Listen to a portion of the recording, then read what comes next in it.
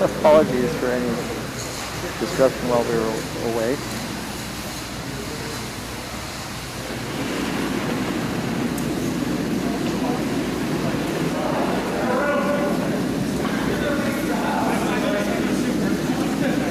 So Wade Fleming was able to take out the red shot rod from Mendoza to the left. So now Mendoza faces a somewhat tricky pressure of what he needs to do.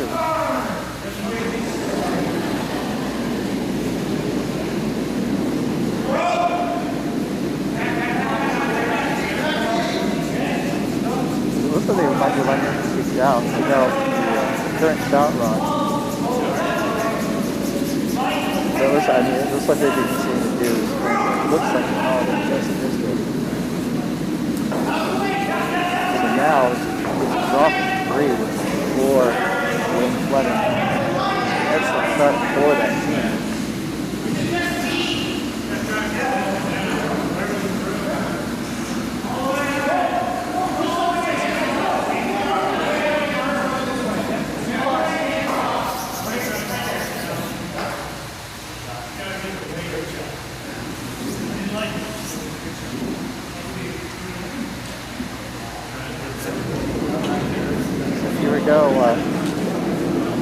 In a lot of curling competitions, the first edge is not necessarily explosive, but in this case, Team Fleming is going to start with a bang. Draw for 3. Here we go.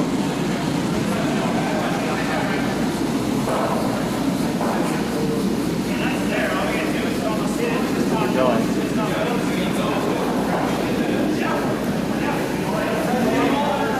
They basically need touching the 8 foot to get that through. It looks like the weight is there. And indeed it is. It settles in back as a 4 foot, and that is going to be a score of 3 with the hammer for Team Fleming. And as I said, an excellent start here in the first game of the 2022 MoPac Men's Club Playdowns. We'll be back in just a moment.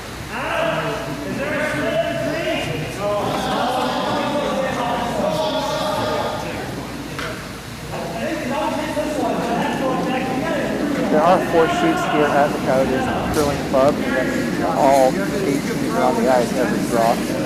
As we go through the draws, I will do my best to update the scores.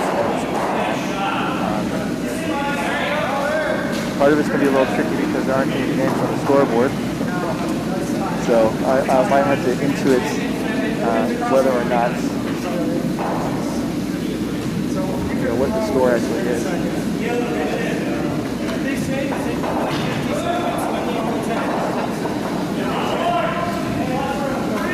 Looks like most of the teams are down there first.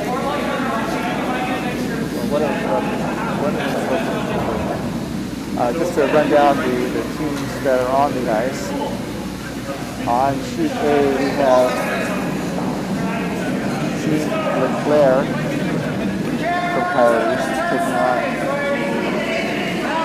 Team Spangler from Wine Country Curling Club outside of Sacramento. On sheet B, we have Team Signets from Coyotes taking on Team Bassrack from Park City. That's in Utah, if you may have heard of it. One of the Olympic venues in 2002. Sheet C is our feature game. Team Mendoza from Hollywood taking on Team Fleming. And then on sheet D, we have Team Raju from Lake Tahoe Epic Curling taking on Team from Coyotes. As I mentioned, there are 4 Coyotes teams in this game, so it is a bit of a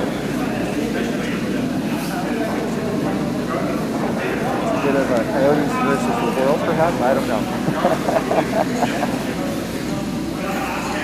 But again, Coyotes is a very excellent facility, and they've been able to incubate several excellent teams for our region over the past few years. It's excellent to see them hosting another great competition this weekend with the men's club Playdowns.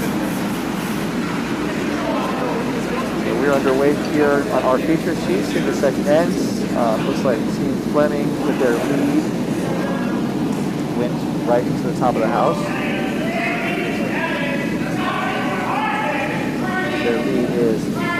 Ogden, who's been curling for just 2 years. He was a participant at the 2020 5 and Under Nationals, which was at that time run by the U.S. Women's Curling Association. The event is being elevated, shall we say, by USA Curling into a national championship along the same lines as Arena Clubs. And that's going to be happening this spring at the Southern California Curling Center. So this next shot from Ogden, a little offset, Mendoza around, settling, fighting the top 8. So best of staggered drops in the house. This is the next drop from Team Mendoza, and that's Andy McKellips. He has been curling since 2006.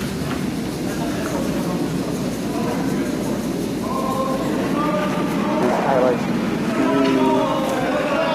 playing down at Grand National Curling Club events on the Eastern Seaboard and 2 club nationals. It looks like he was successful in taking out one of the Fleming rocks at the top of the house.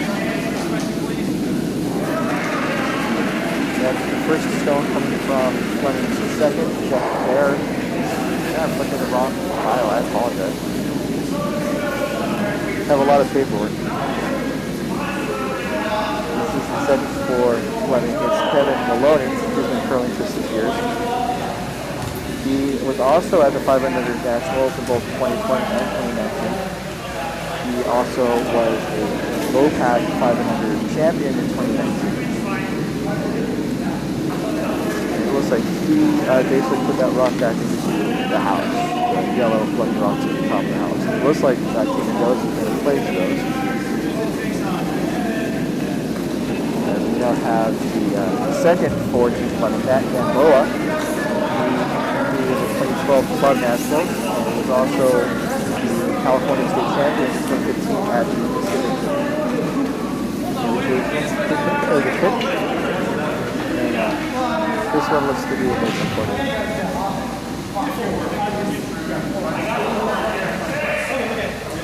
So Fleming setting up a fairly traditional defensive, a good defense for not having counter by controlling the front center of the house.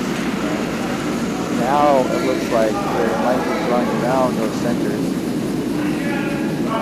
We'll get that in a second.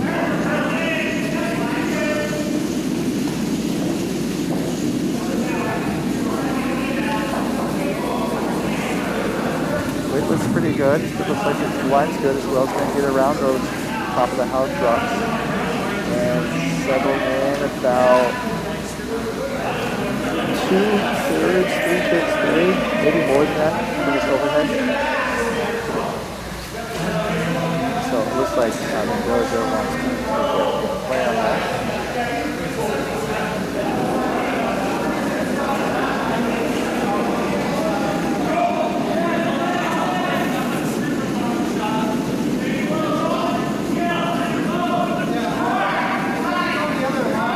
Are really going. It's going to make some contact for sure.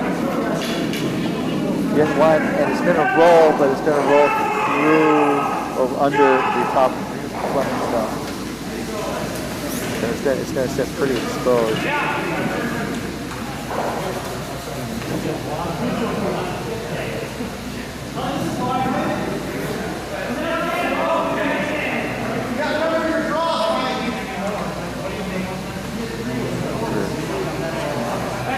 Skip Fleming. It looks like they might want to. Okay, I thought they might have tried to do like a little hit on their yellow, like a soft weight hit. But it looks like they're probably going to draw around. There's Vice Skip is Alex Dogs.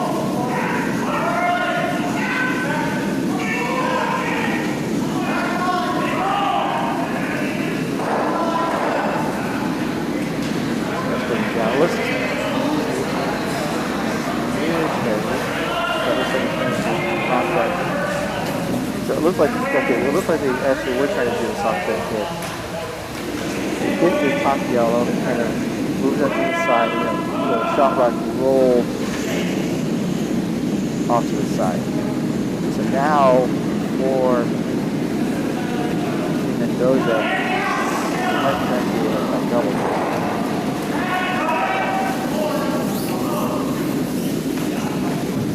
Out the way.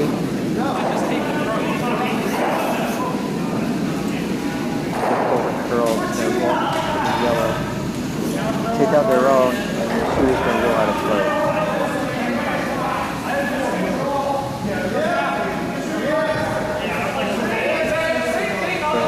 Not, unfortunately, the optimal outcome, especially since you have the hammer because if you want to transport multiple points to the hammer.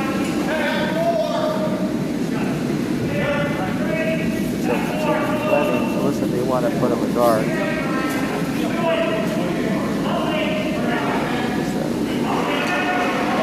Draw.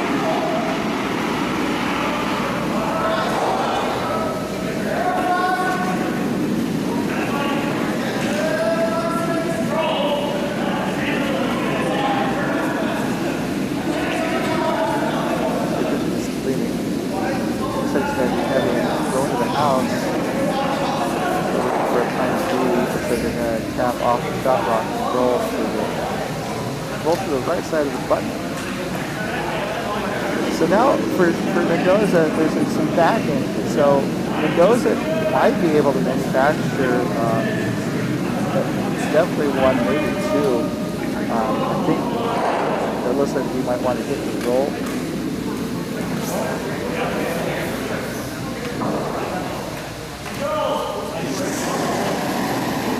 This shot now coming from third Team Mendoza, who's been going since 2007. He participated in the 2012 Club Nationals and the 2017 Mixed Nationals. So his weight here is pretty good. He's going to just split the uprights, as they say in football, but unfortunately not good for 3 points here today.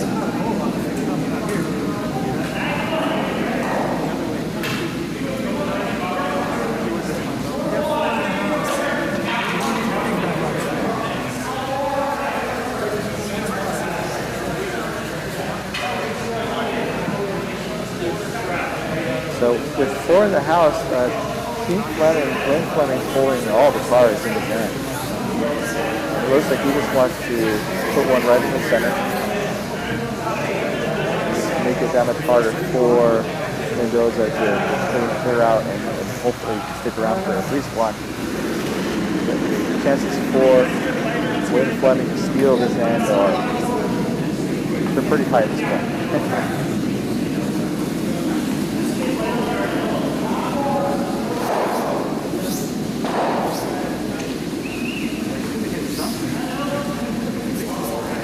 So this is an event that does lead to a spot at the U.S. Club Nationals. And so as such, we're following USA Curling competitive guidelines and rules that includes 38 minutes of thinking time using the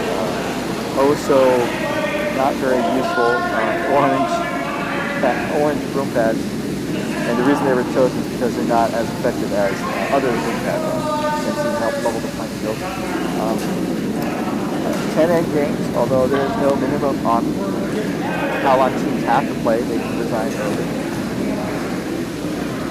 This shot from it appears to go just a smidge deep, but it is at the top of the house, and so it is, I would say, not a bad shot. There are timeouts. There are fifths on some of the teams, so in order to help the fifths get onto the ice, timeouts for all teams for 90 seconds. We also have all the games are being timed, and thank you very much for the volunteers for pitching in and helping. We'll go over some more as skip Paul Mendoza gets his shot lined up.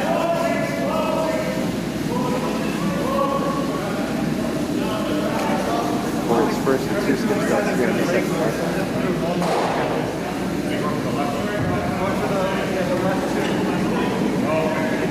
looks like they might want to hit roll,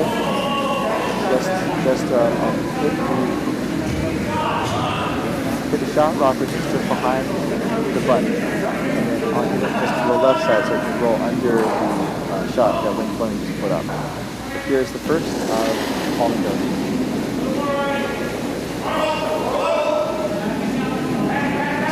A bit of pace at it. Shooters are trying to hold it.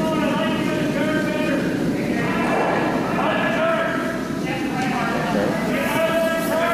Looks like he definitely got rid of one. He got rid of the shot rock and it rolled to the right. It rolled outside, which might be what they had wanted because rolling, hitting the shot star on the left side would have been too difficult.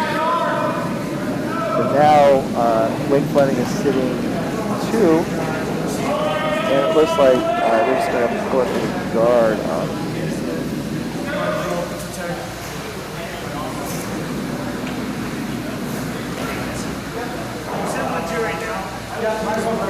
That is a pretty lonely Mendoza red cell in the 8-foot on the right side. However, it's not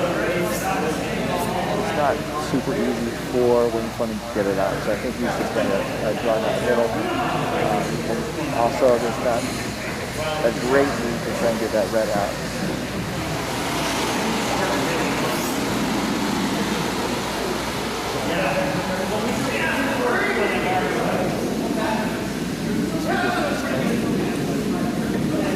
Definitely where Jason Halleck has the room is that they want to top guard.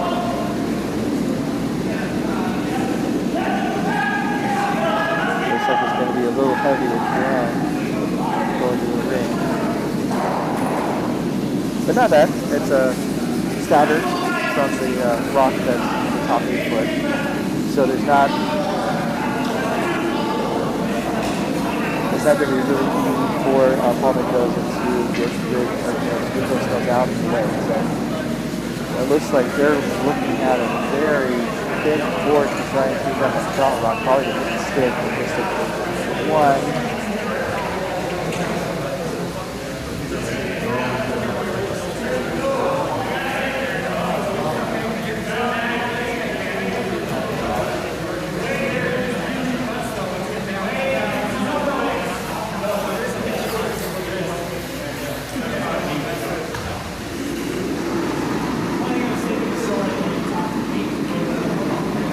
Now they're looking at the double, but I don't necessarily see what it accomplishes.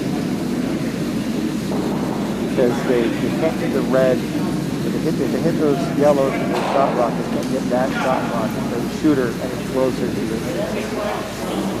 So that means they would need to, like, probably get the yellow that's in that 4-foot and roll out. But that's a super tricky shot, and it looks like they lined that up. Here we go. Here comes the camera shot from Paul Mendoza here in the second net.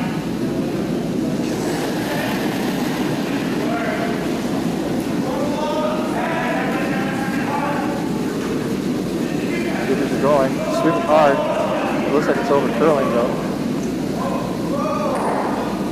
Got one. Jammed on the red in the back. So it looks like that wouldn't affect the outcome again. It looks like a steal of 2 for Wing Fleming here in the second end. We'll wait for the score to be put up.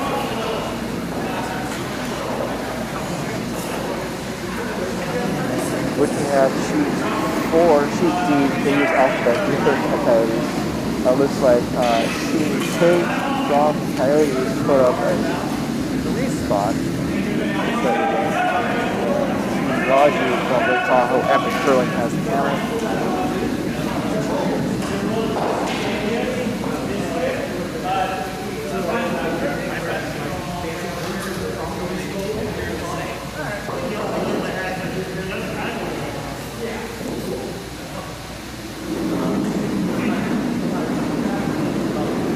We're about to start here on our sheets. Their end.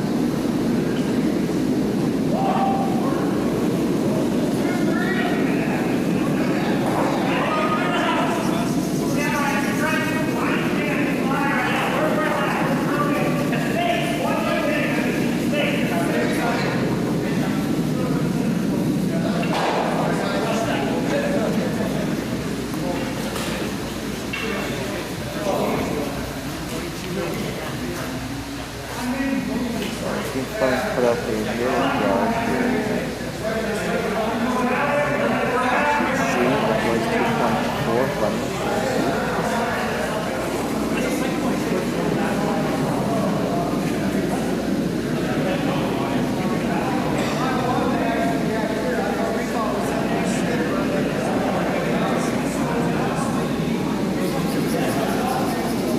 So on sheet B, it looks like Team Ziggins from Coyotes jumped out to a tough lead after the second match.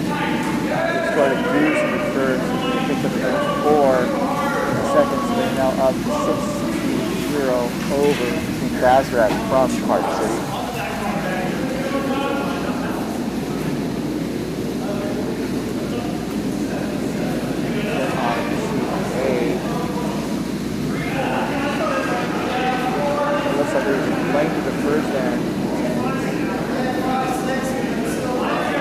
Spangler from one country outside of Sacramento got a single in the second.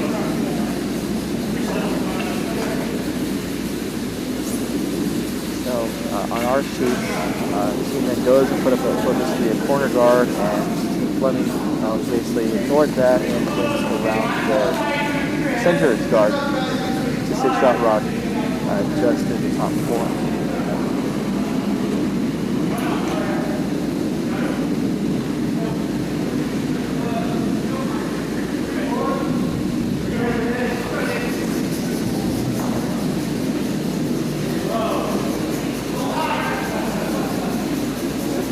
Looks like the Mendoza's trying to use their corner guard. He's getting around that guard. It looks like he's going to just kiss off of it. And now they have 2 corner guards.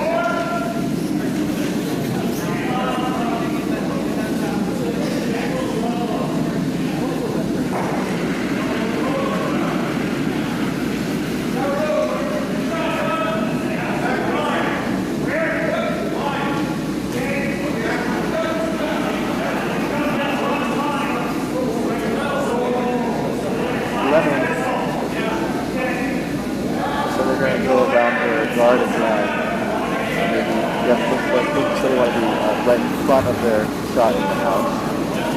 And pretty close to it. Looks like well done. Now the corner freeze close enough to it. And now Mendoza has to make a play on that. Just based on what he's thinking about.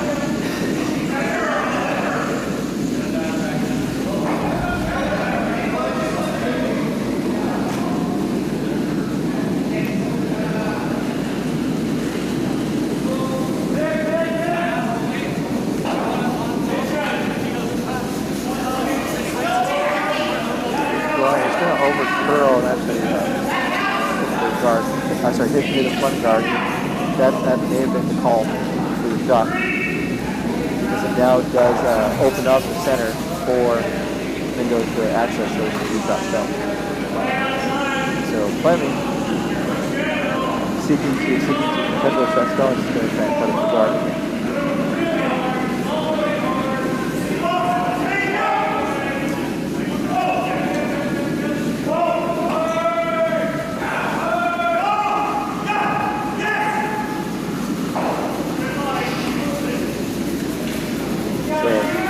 In addition to being at the 500 Nationals in the past couple of years, he was the 2019 Fall Fiesta Mossville champion here in the country as the second. He was a MoPac Club National Playdowns participant in 2018 as the lead, and a 500 Bondsville runner-up here in Tempe also.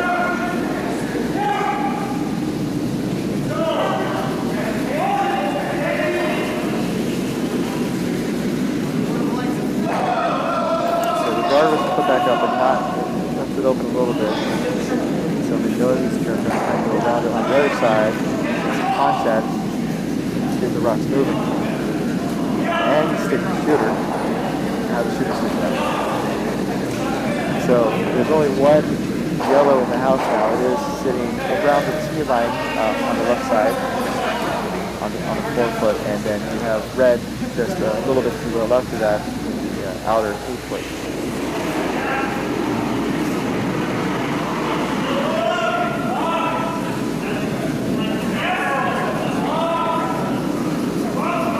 Fleming wants to make a play on that.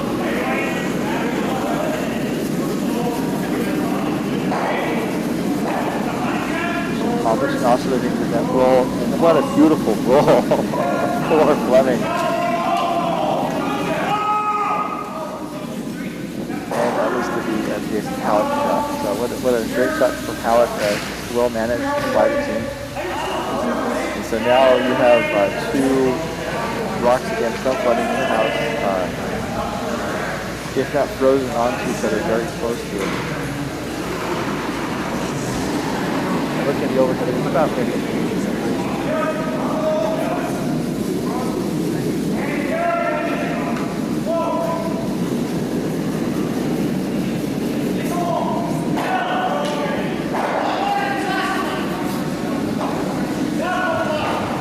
So Mendoza was able to get one of those runs moving, and the other one stuck around, but they were able to get a nice roll, and they were able to roll about 4/5 under the center guard, and looks like they are shot lock, although it's very close. Less close on the overhead as glove.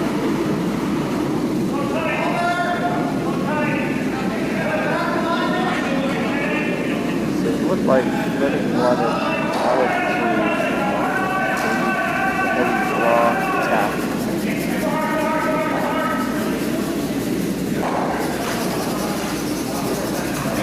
Accomplished. They get rid of the red and they roll back on top of their shot clock. So it's kind of reestablishing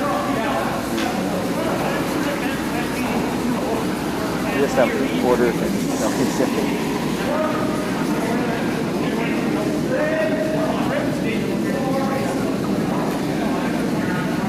So Mendoza wants to unlock it again.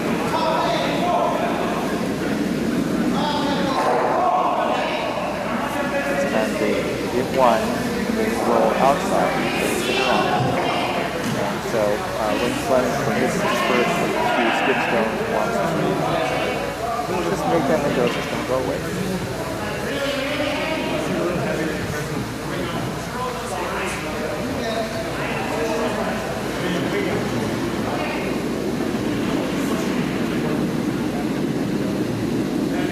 So Wayne Fleming has been filming for 13 years.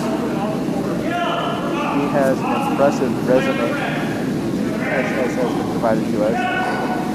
Most recently, he was in 2019, when he was a club national Playdowns participant. In 2019, he was Fall Fiesta Barstow champion. He also was the second active International Cup in 2019, and that's in British Columbia. It's a very prestigious event. He's trying to curl enough, it just misses.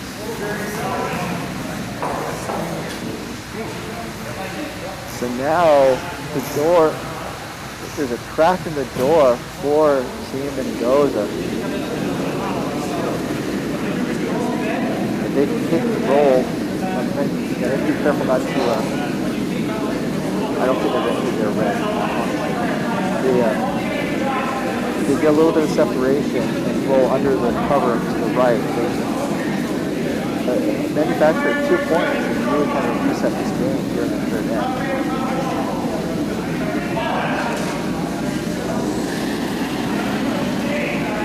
All Mendoza.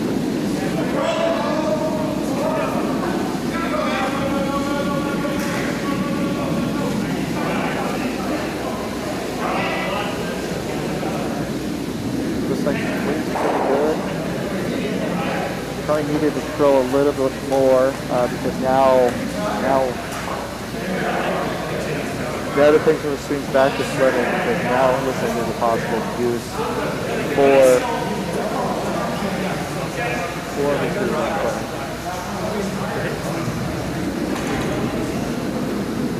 Looks like they hit the shot rock on the 8-foot and then rolled towards the left and kind of get the red out and stick around. That was definitely it would definitely kind of free things up for Team Fleming to give us net advantage. And also, like, if Mendoza wanted to perhaps blend this up, maybe trying to look for a better situation for him.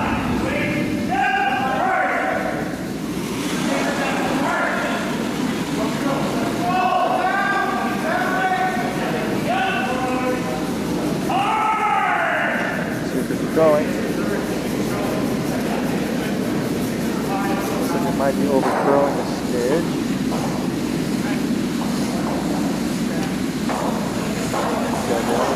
One, maybe that's all. Another one.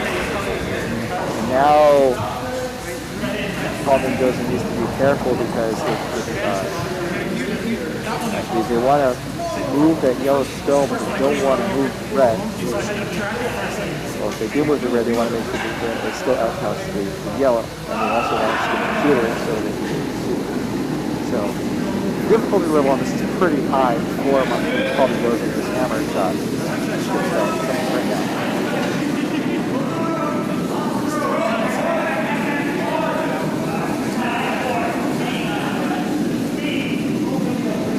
Going.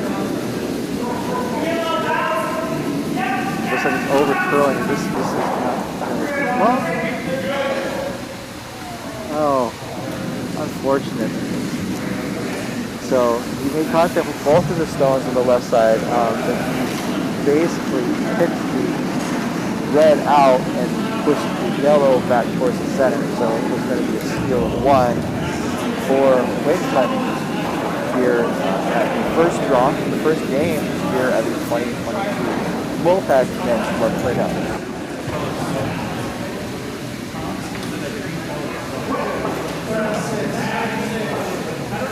Looking around the ring, it looks like the Raju tape game on sheet D, or Delta, as some people call it, the blank with the second end.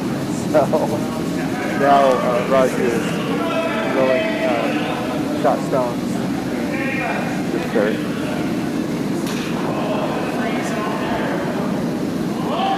On sheet A, or alligator, as some people call it, Claire and a point third, so they're all square. The Claire of one, Spangler of one.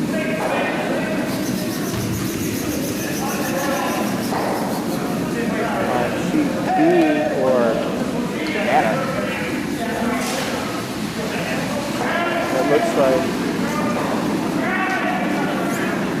they're in the fourth end.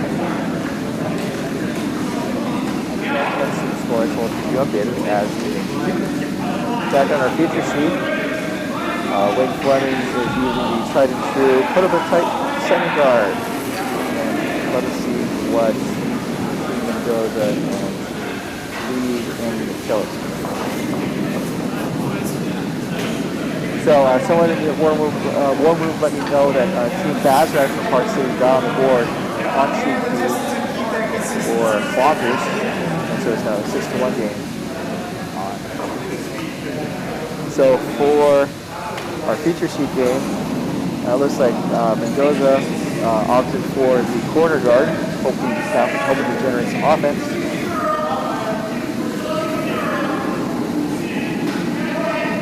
Looks like Fleming is just going to, again, ignore that and use their own guard to draw them.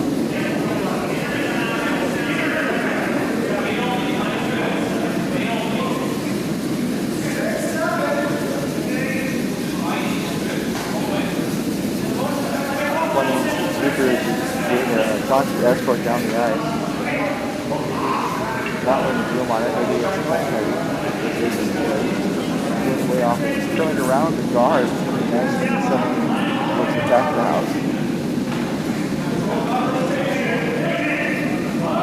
It looks to be really well buried. It is behind the tee line, so Mendoza could draw to that N6 out count that shot.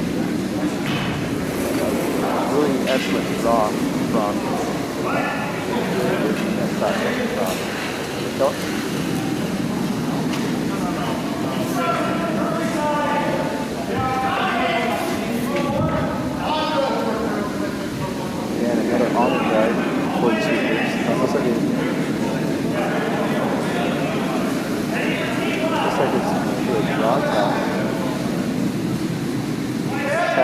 that up.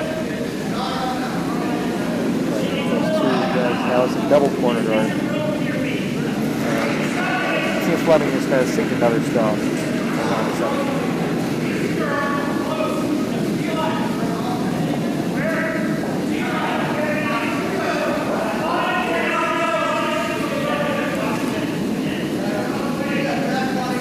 Now the super's going. It looks like it's over curling. It might kick off the center guard. Actually, it's the way the curling is going to actually tap the center guard back. Not enough to keep the house. So now we have double center guard. So this is almost like a security convention how many guards there are. So now it looks like Mendoza is going to go out bounds. Center. Put the backhand low as first.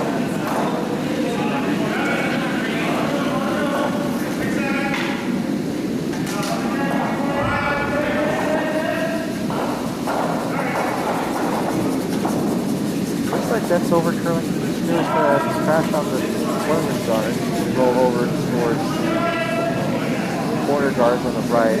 It's going to be fighting the top of the house. But it's going to be pretty exposed. The Fleming is going to ignore it and basically just draw around. I guess just really kind of consolidate the center line which they get going.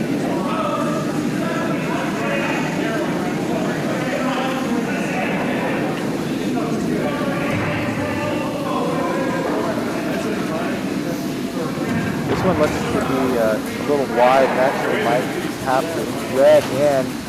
So a rare miss coming from Team Fleming. And Fleming is still sitting shot rock. But there might be something bubbling for Team Mendoza here in the fourth end.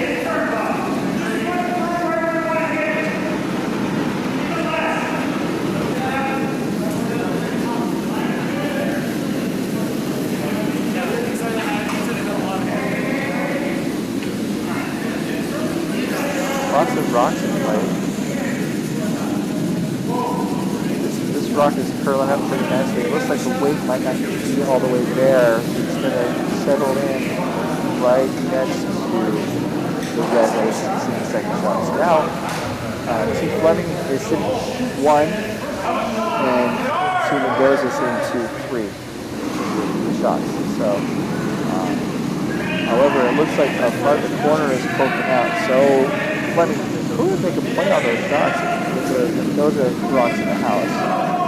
Although also, they're kind of contemplating what to do.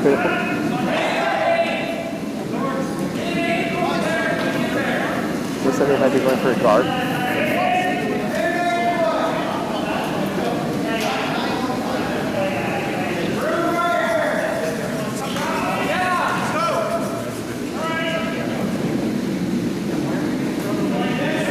Now they decided to play on the left side of the field.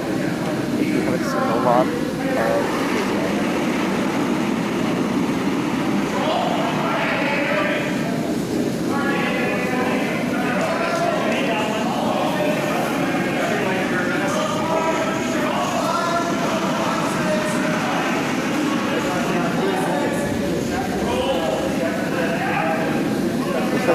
heavy from one is it's also going to crash on one of the guards, roll over to the pile on the right.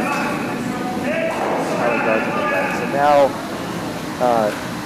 Team Mendoza, I think, hoping to capitalize on the situation, also to kind of minimize the potential risk of having that rock pretty overexposed. Looks like he wants to do kind of a heavy rod and kind of split those stones apart.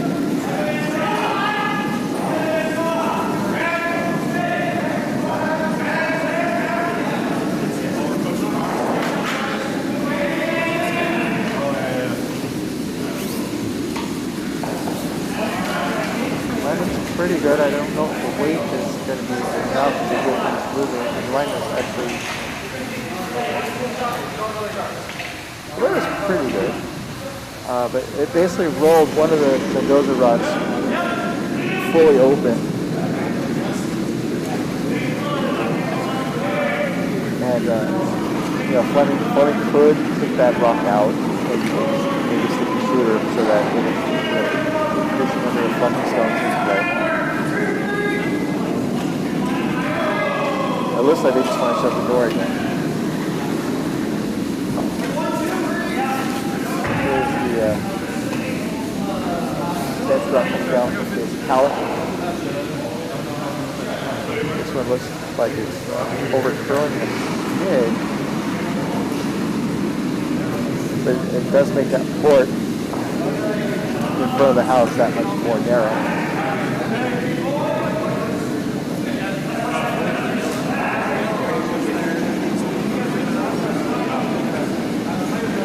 So looking at the Team game, Team Raju, Kate, like Kate got a deal. Here's Team 1 for deal on sheet. Looking back on our feature sheets, that was going to be from goes that crash on the guard, roll off, and hit the other fellow guard. Now there's now that exposed red rock at the top of the forefoot is now covered by one of their own. So Team Mendoza might be able to tap that back and make something happen. Maybe do a run back takeout, run the center red back onto the other red and onto the yellow. So the danger for Team Fleming is starting to escalate a bit here in the foredeck. And it looks like Team Fleming just wants to, again, close the door and minimize, or just kind of take that option away from Team Mendoza.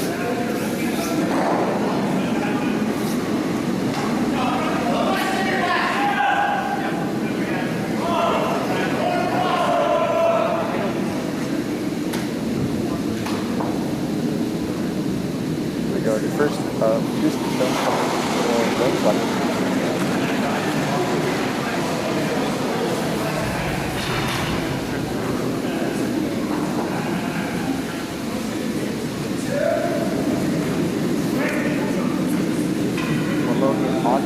Swimming pretty hard.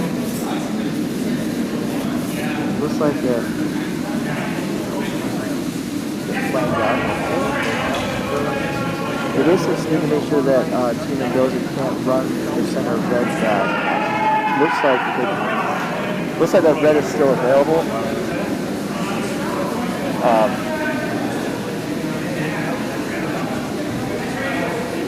And actually, it looks like you might be able to do the angle run back takeout, I guess you might call it. They're looking to line it up because also where Fleming put that guard, it doesn't take away the run back that Mendoza needs, because he basically needs to hit it just to the right of center, I believe.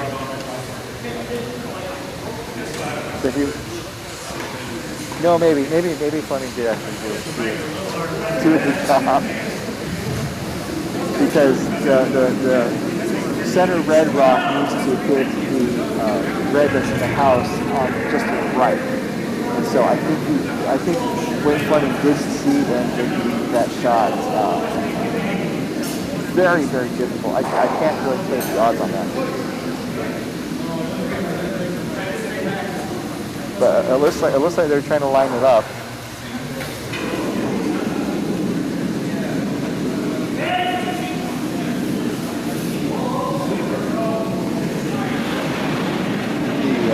I think one of the advantages for Mendoza is that they don't have to hit it at an extreme angle.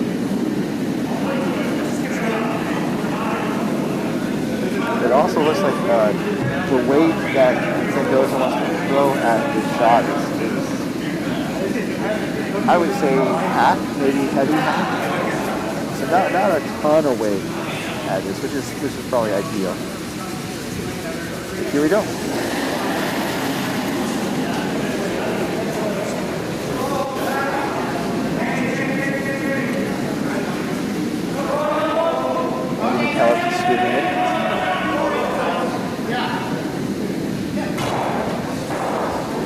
Oh, and it does crash on that yellow.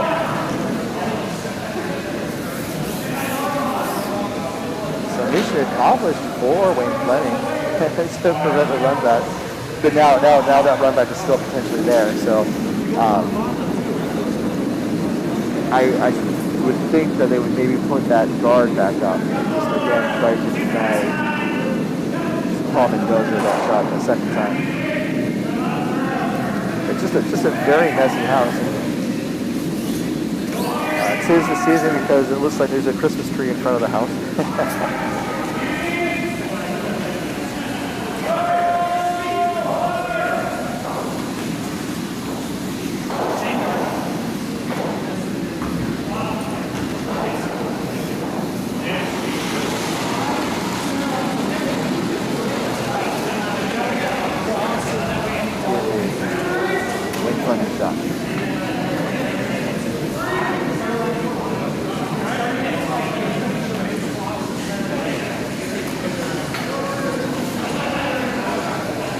The weight is heavy, but if they actually just move or nudge the red off the line, that also would be very good. It looks like that's what they did. They basically froze it on like a corner freeze.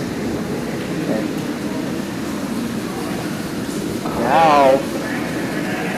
now Paul and Tim Mendoza are looking at an angle raise or an in-off, pardon me, on the left side of the chute. Definitely making the level of difficulty that much harder. They're also kind of contemplating the center again as Gamboa joins the conversation.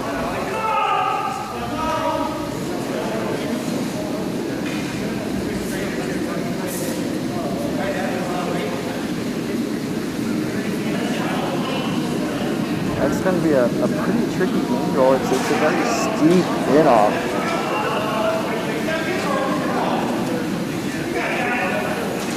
And you know those reds in play, so there might be some ricochet action or some pinball action. But as they say, you miss 100% of the shots you don't take. So this is a chance to get above to get more than 0%.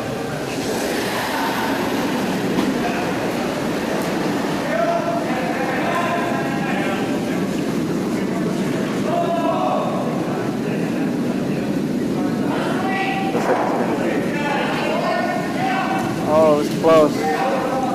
Just they hit a little high and just rolled to the top of the 12-foot. So, however, Mendoza was sitting shot, so they were just looking to try and get more than one, but they are on the board with the single here at the end of the fourth, heading into the fifth. Team Fleming has the hammer. And we come back for the 2022 Men's Club Playdowns from Coyotes Curling Club in Tempe, Arizona. This broadcast is presented by authority of the Mountain Pacific Curling Association and may not be reproduced or retransmitted in any form without the express written consent of the Mountain Pacific Curling Association. But this is on YouTube, so you can share YouTube. We appreciate you for tuning in and sharing your thoughts and sharing the video with others. This is an initiative that we're very happy and excited about. We definitely appreciate the feedback on how we can make this product better. Maybe make sure that the cameras don't look like they're coming from a Batman villain's lair. Here we go. We're about to get underway here. We'll take a 5-minute break at the end of this end, and then the second half of the game.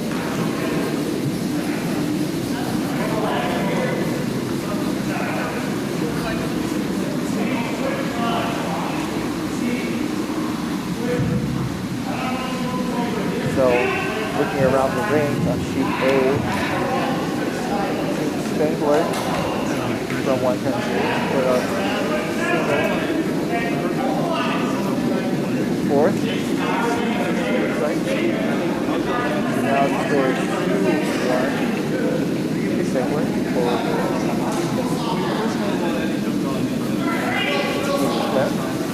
from Coyotes.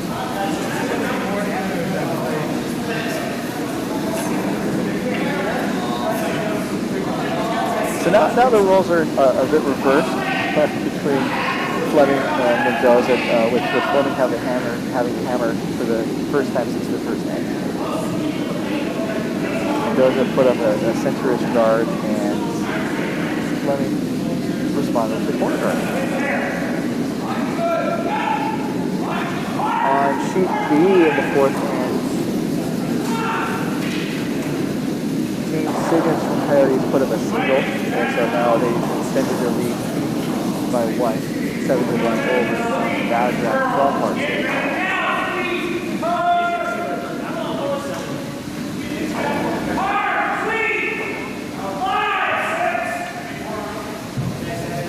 For the feature sheet, Mendoza put up another center guard, pardon me.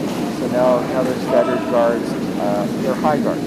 So given how swingy the ice is, I don't see it being too much of a problem kicking around at this point.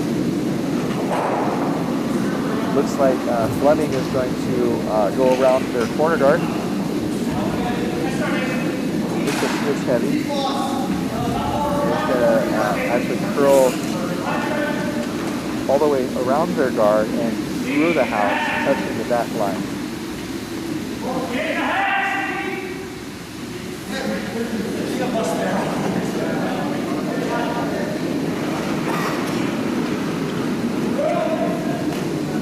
Now for Mendoza, that Gamboa looks like they're going to try and draw around the center guard.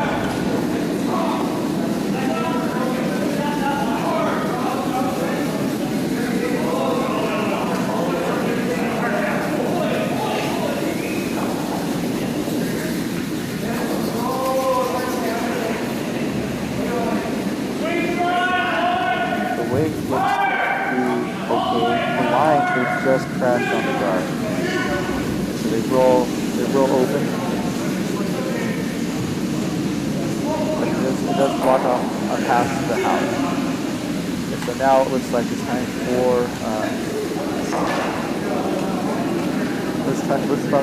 for changing the guard or clearing the guard from Fleming.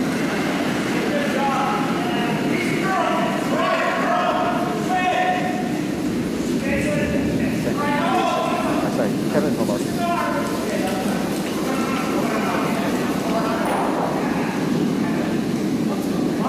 Looking at sheet D, fourth.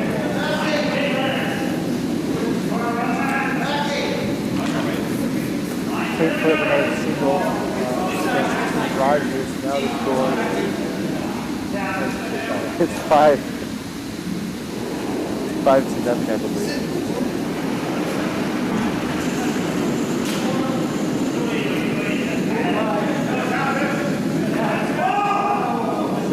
Flaring action from Fleming was able to cut enough the guard to lose, but they stuck around.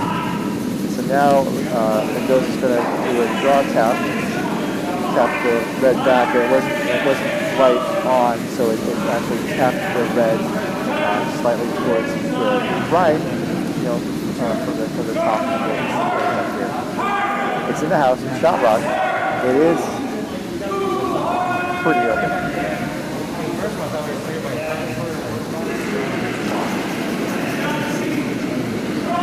For 11 seconds.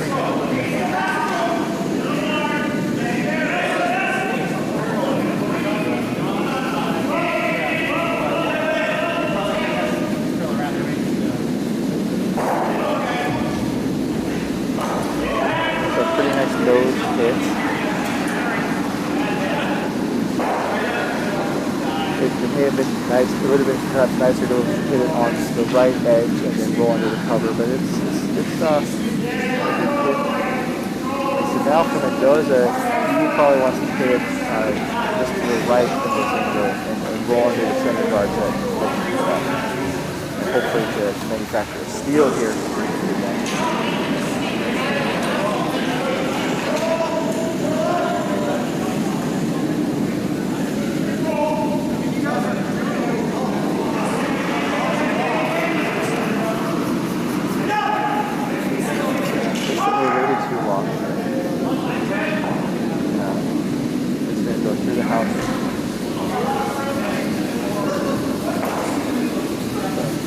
Very breezy land.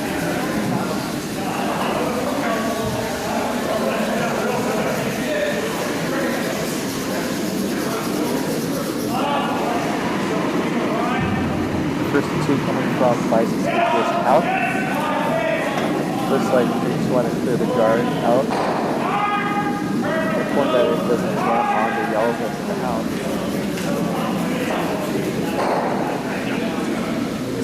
Another nose hit with enough weight for it to go all the way through the house, out of play.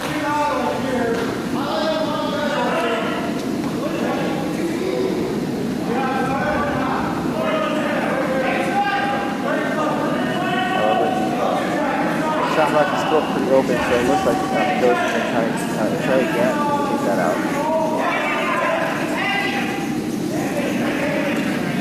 It looks like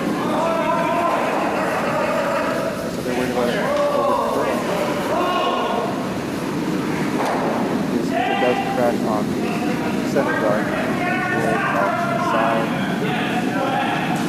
Still in play, but not too much.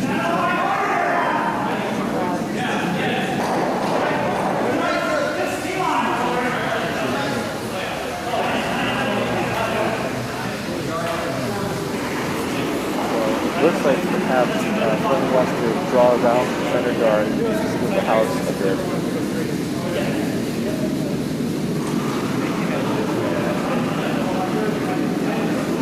That would definitely increase the chances of Fleming to get a multiple score here at the end.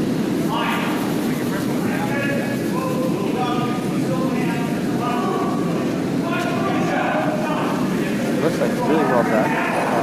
It looks like they win a little deep, so he could try a double. It looks like that's what the Mendoza are looking at.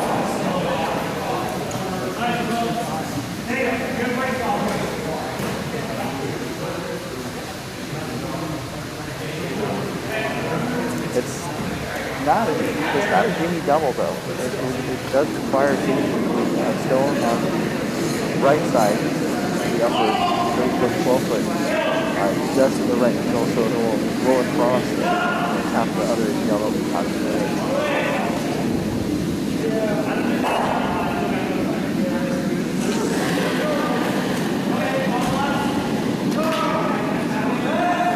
Here we go.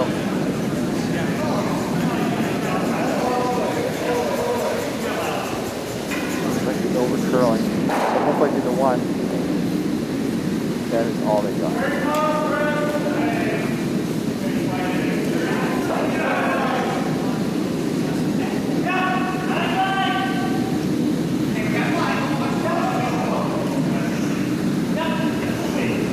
So Team Fleming has the hammer, so they're trying to make sure that Mendoza's going to get it out.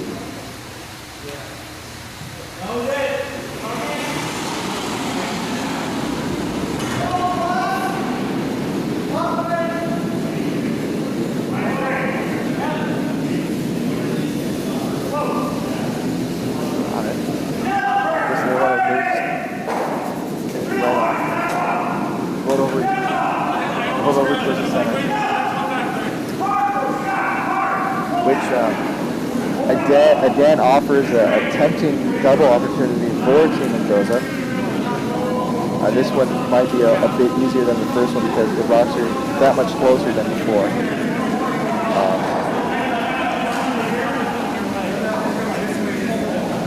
have to make this shot though, because otherwise the chances of getting a 2 and 3 are very high.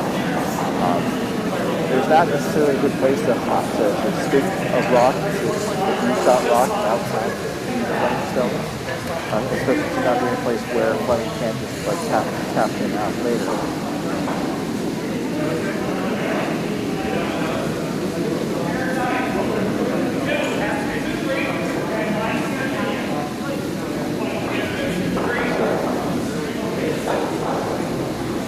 Kind of looking on the left side of the sheet now. Or right from this angle. And that might be a good option where if they throw with,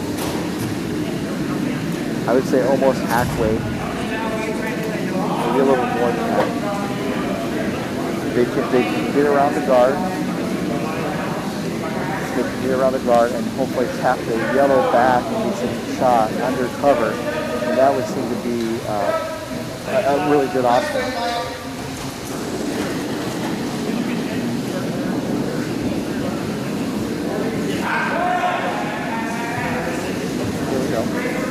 See if we can go in.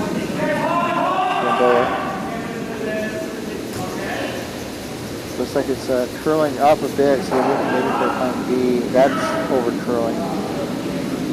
Maybe get a piece, and unfortunately, no, it's going to miss the yellows out.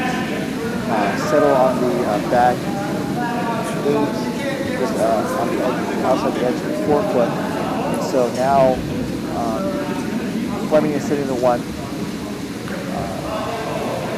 Mendoza has the second shot, and then but it's a bit open, so if Fleming can kick that out, Fleming can get another 3 spot here in the 5th end.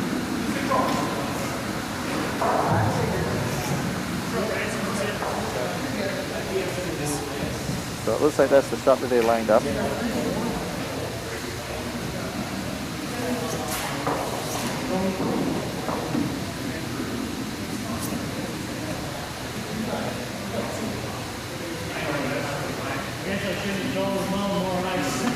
Here we go. Last shot. Win Fleming here in the 5th end.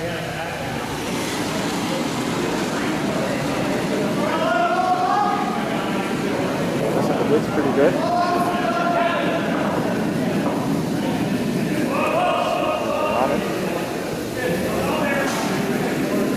It looks pretty clean. Looks good. And it's a nice nose hit for another 3 for Win Fleming and Team Fleming to take a 9-1 lead into the 5th end break. So we're going to take a break, and we will too. We'll be right back in just a few moments here at the 2022 MoPac Men's Club Playdowns here from Coyotes Curling Club just outside of Phoenix, in Tempe.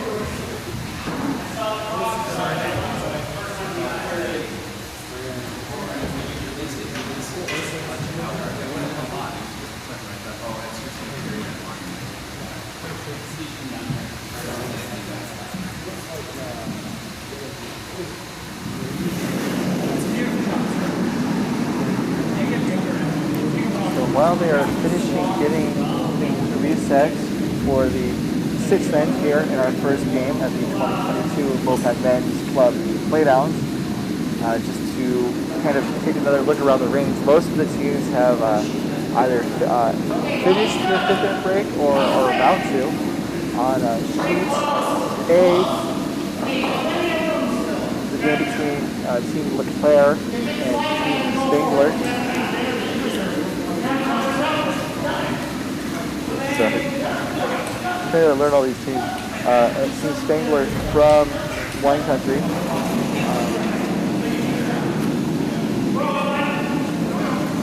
Looks like Spangler put up another point in the 5th end, so now it is a 3-1 game over from Coyotes.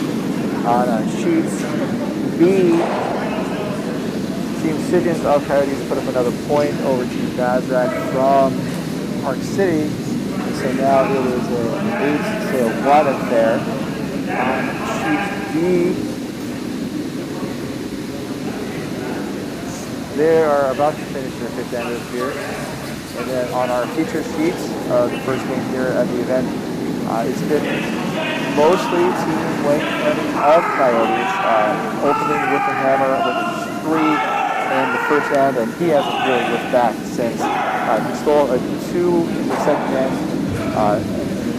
another point in the 3rd, before Paul Mendoza and Team Mendoza of Hollywood, or from Hollywood Curling, get on the board with a single, and then with the hammer in the 5th end, Team Fleming answers back with another 3, and so now the score is 9-1, heading into the 6th end. We do have a lot of games on tap this weekend. Coming up at 6:30-ish tonight, we have Team Fleming taking on Team Raju on GA, Mendoza and Tate on T, Bazrak and Leclerc on sheet C, and that will be our feature game. Team Bazrak from Park City Curling and Team Leclerc from Coyotes. And then on D, we have Team Siggins and Spangler. That's coming up tonight at 6:30 here on the MoPac YouTube channel and from Coyotes Curling Club. Looks like we're about to get underway here in the 6th end. And an update on sheet V, sounds like it was 1 red, so 1 is on the board in the 5th end. So the score is now Team Tate 5, Team Raju 1. We have some people in the boardroom helping me out, which I definitely appreciate. And we're underway here on our feature sheet. If you or your business would like to become a sponsor for MoPac, our competitions, or our live streaming service, visit mopacca.org and click on the contact link on the right hand of the page.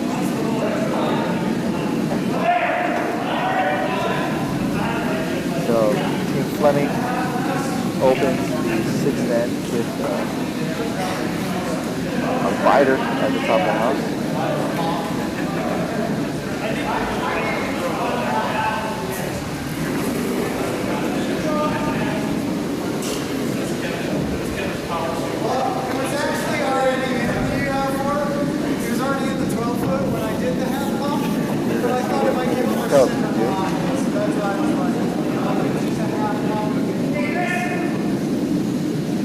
It looks like they're going for a corner. Actually, they're going in the house. Going to settle back.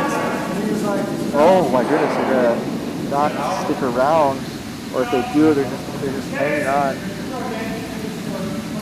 Although looking at the overhead in the warm-up, it looks like it has gone all the way through the house.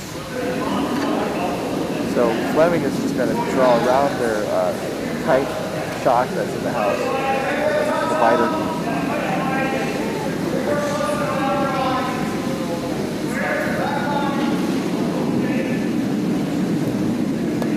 So they're walking through, although it looks like this one also looks to be heavy, and this one is probably going to go through the house and out of play. So a couple of misses to start the 6th end.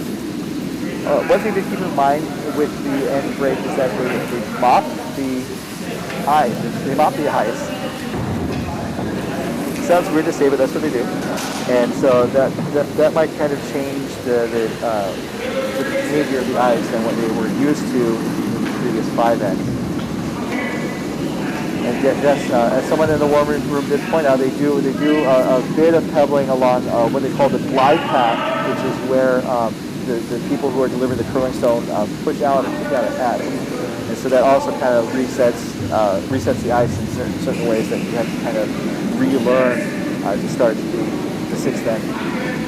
But one of the fun things about curling is that you have to adjust for changing conditions. The ice that you started the game out with is different than it is at the end, especially as you have teams leave the ice. When teams leave the ice, it often happens where the ice frosts up, so that means it gets a little bit, or a lot slower, and it's one of those other adjustments that you have to make, or at your own peril. This one looks like the adjustment was made for Team Fleming, although it does seem to go a little bit heavy.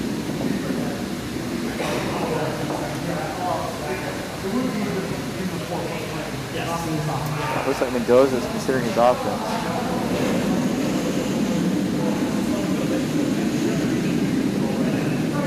Looks like he settled on a hit and roll.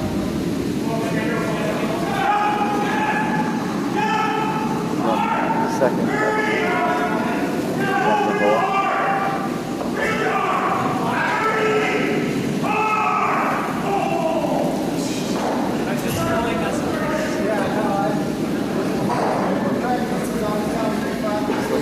curl,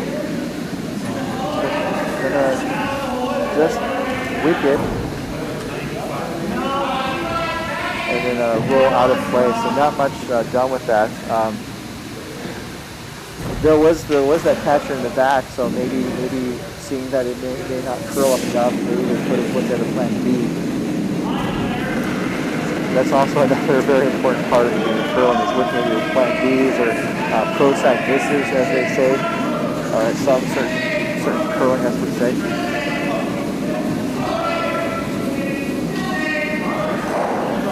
This one's going to be a hit and roll.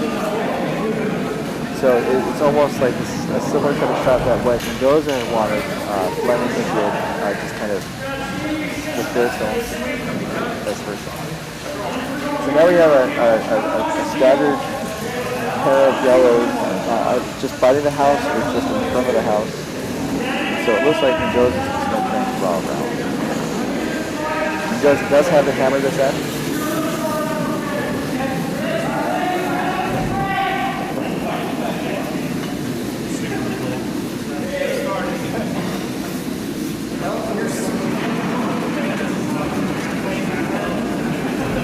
Weight looks pretty good. Line seems a bit tight. Actually, it's around the jars. Great shot. It comes to rest on top of the 4 foot around those two center rocks. And so now Fleming sees that their usefulness has come to an end and wants them gone, just like their evil stepmother, their stepchildren.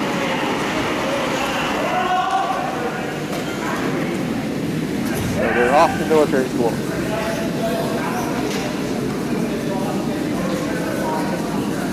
Try to get one.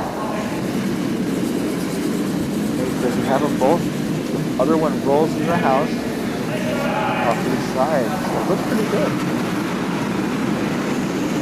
So now for Team Mendoza.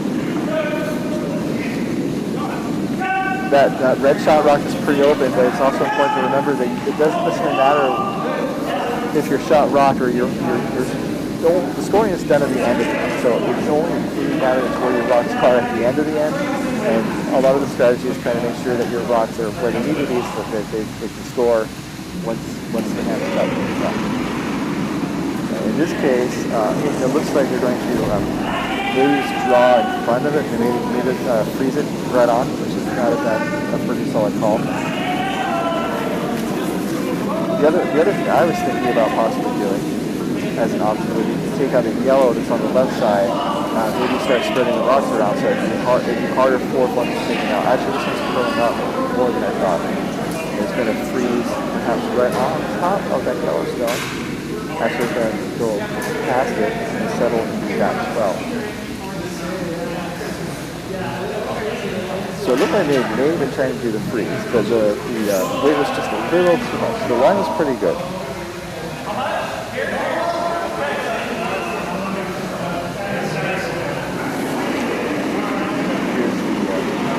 Net shot coming from Jason Keller. Yeah, it looks like they're just going to play on that shot stone. Hit the stick, mission accomplished.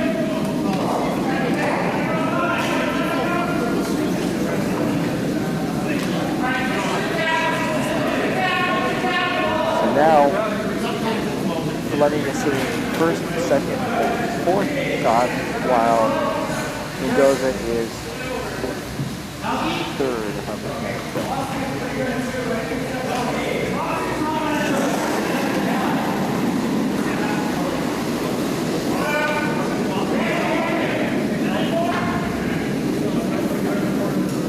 So you want to take the goal.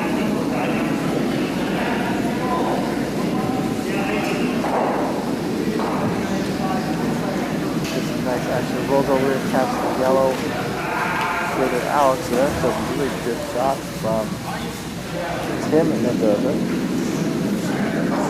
He's in curling since 2007. He was in the 2012 Club Nationals, 2017 Mixed National, and was a two-time Summer Blockbuster Bond School champion.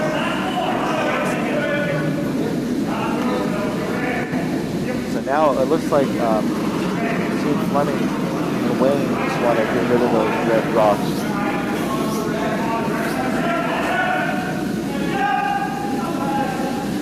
On the west side of the house.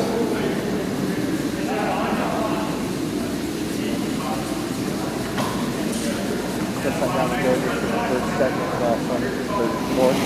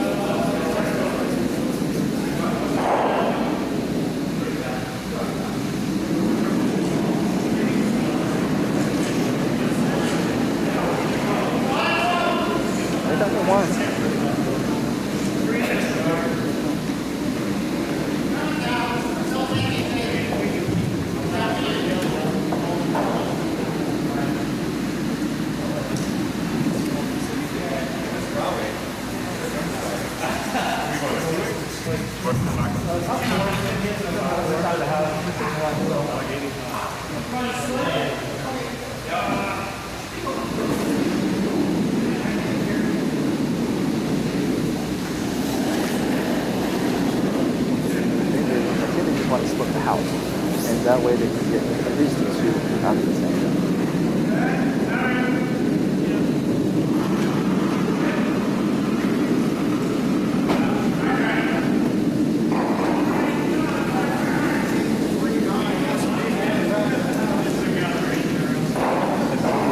It's heavy.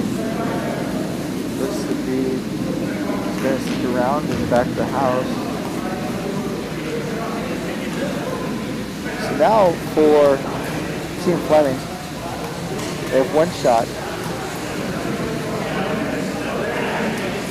Those rocks are in the back of the house. They're sitting one, Team Mendoza sitting first and second, while Fleming is third and fourth. The rocks are pretty spread apart, and they're pretty evenly aligned. So they're flat relative to the tee line, so it's gonna be, they really can't double those stones out. So it looks like they want to take out the red shots that's sitting back of the H slope and sit on top of the yellow, so they can't, so Team Mendoza can't get that yellow out. And by doing so, basically, I think would force Mendoza to win.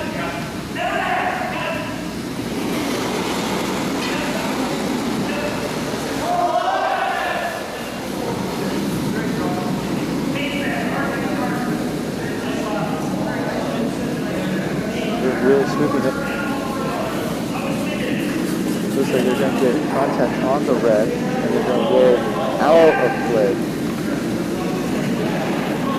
So they did get rid of one of the reds, but that does leave a pretty wide open house within the 8 foot for Mendoza to draw and get his goose.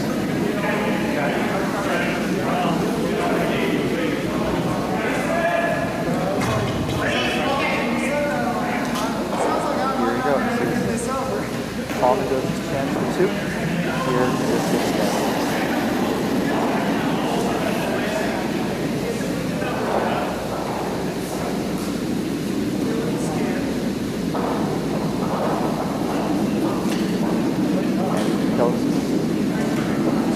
Now Matt Gamboa looks like the weight's there. Just trying to make sure he gets to the 8 foot. That's all they do. They have some back to the back of the house, but they don't need it. And that is 2 for Mendoza. Hopefully on the way back to this game. It is now 9-3 Fleming as we head to the 7th. Here from the 2022 MoPac Men's Club Playdowns from Coyotes Curling Club, just outside of Tempe, Arizona.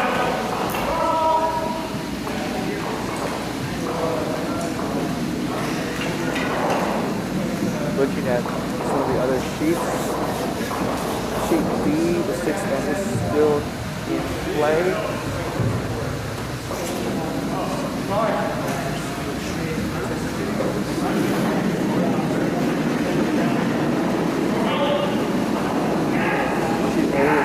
Starting with 7 hands.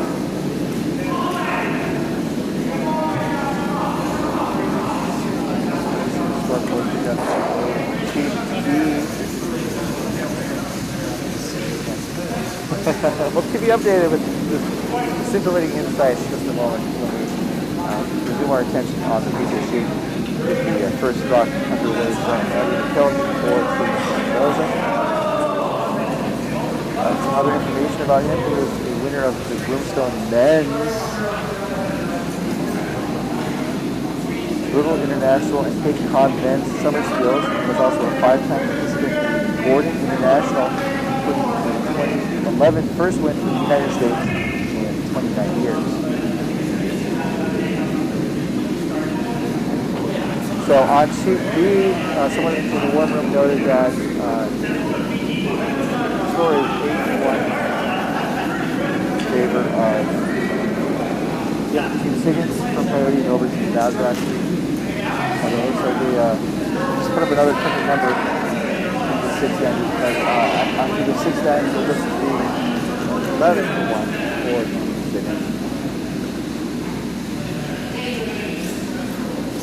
Team Fleming on our feature sheet puts up a corner guard.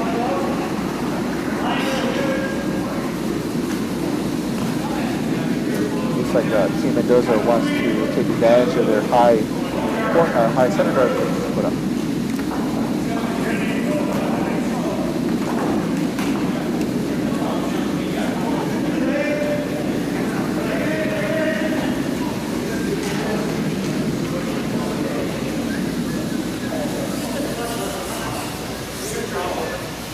Gamboa and Mendoza, Tim Mendoza, very vigorously clear around that center guard.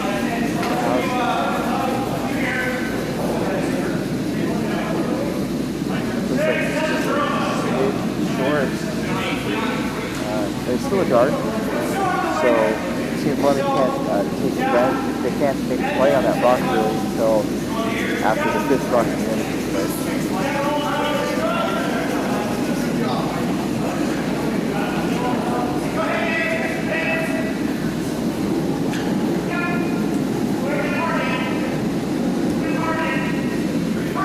Fleming looks like they wanted to be around their corner guard. Looks like they're going to be successful, and it looks like they are going to be in the house to sit rock.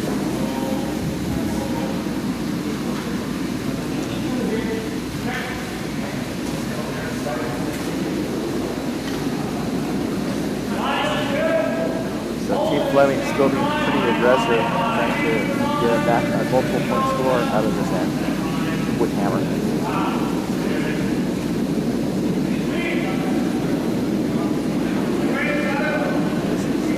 Matt Gamboa first, or Matt Gamboa to his friends.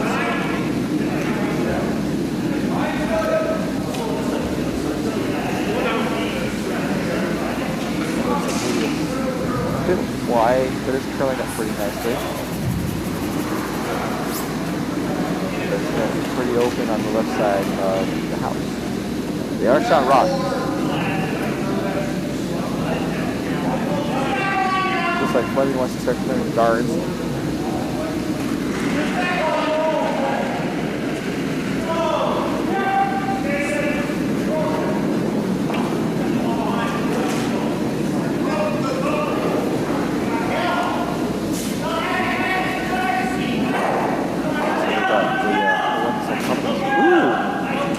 Action in the house, and they got rid of both of the reds that were in or just outside the house. So nice double takeout for Team Fleming.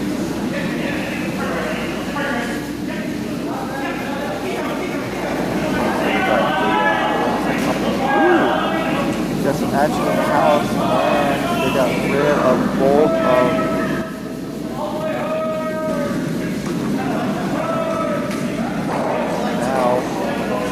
Mendoza.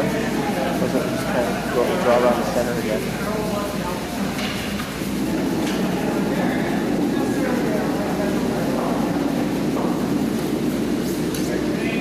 Going really hard to get hopefully into the house, but it's just short again. Now Fleming just wants to take out the other guard.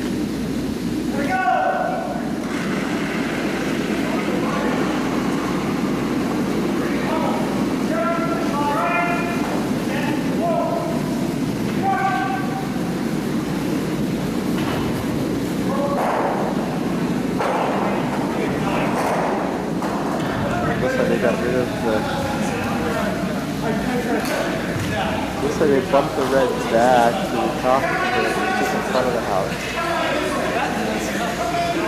So it looks like they pretty much accomplished it. Okay, so the yellow is now kind of trading places with the red guard on top of it, like right in front of the house.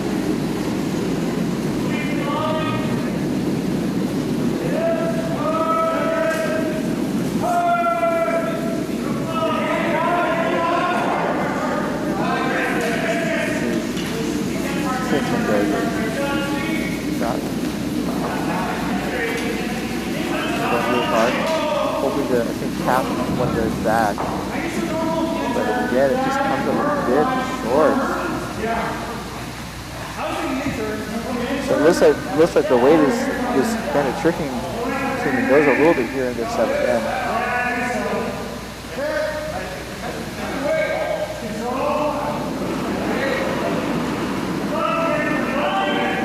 Especially because Team Fleming hasn't happened. So they could still trouble later as we see next up from Jason Allen.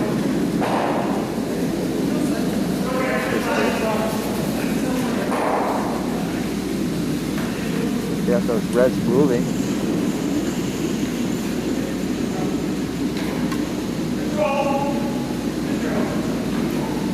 It's actually, it looks like it spilled some of those reds into the house. So maybe not perhaps the most optimal of outcomes.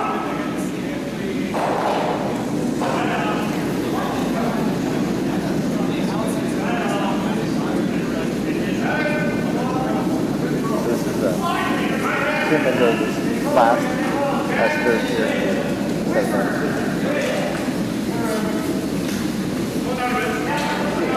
Looks like they're trying to draw around.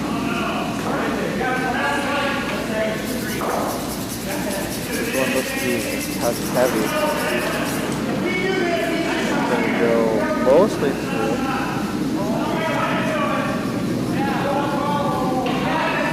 Might be hanging on the back of the house.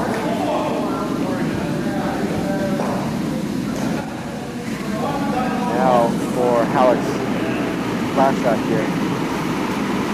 One they can play on the red rocks at the top of the house. Or even if they wreck on their guard, it does kind of clear things out and make it easier to get access to it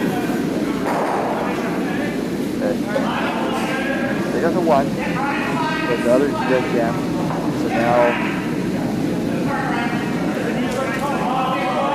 the situation has changed. The clutch to the end has changed, but it looks like it's very close between Mendoza and Fleming for shot rock. It looks Fleming. And then we have 1 yellow on the top as well, fighting. And we have 1 red that's hanging out by a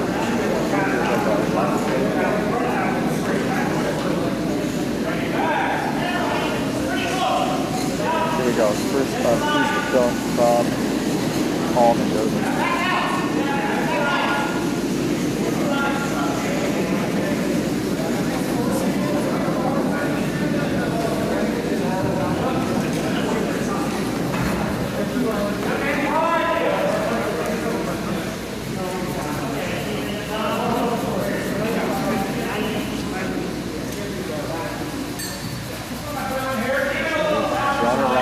Top red, and is sitting pretty comfortably behind cover on the 4-foot on the tee line.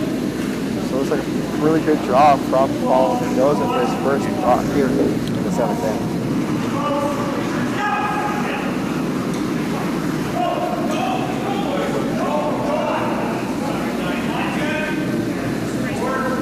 So for Fleming, it looks like they're set up to follow Paul Mendoza down to sit shot rock.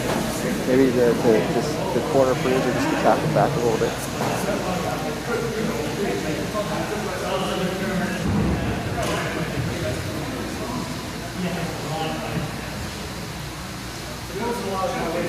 Here we go.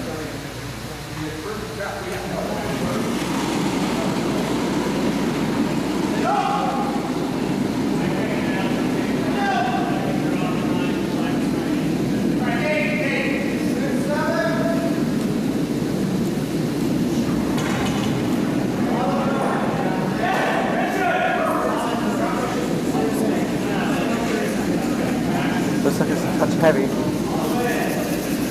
So they it looks like they were going to try and draw back to the red backstop. But it wasn't going to get there. Now Mendoza has an opportunity to perhaps steal from Fleming here in the 7th inning.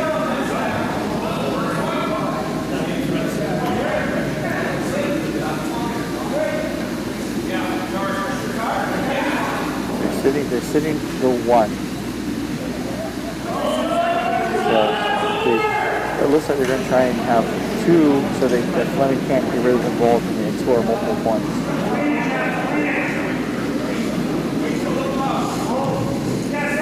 Looks to be perhaps a draw.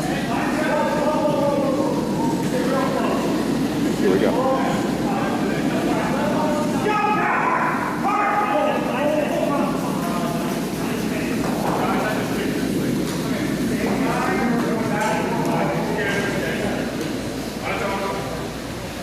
Scoopers they're not letting the film on it.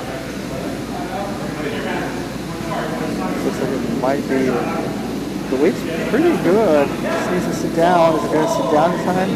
And unfortunately, the answer is no. It appears to be third shot. So if Fleming can chip out the red shot rock, but it looks pretty, that red shot rock looks pretty well covered by the red that's 12 foot. So I think they are maybe just going to do a draw. And if they tap the red back, that's fine. Otherwise, they'll take their 1 and move on. And here is the last stone here in the 7th inning.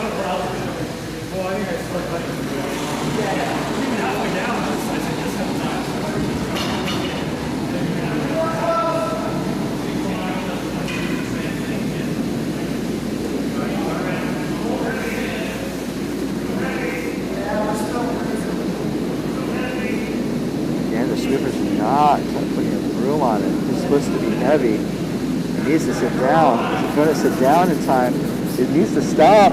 And it's going to go too far. It's going to result in a steal of 1 for Paul Mendoza and Team Mendoza.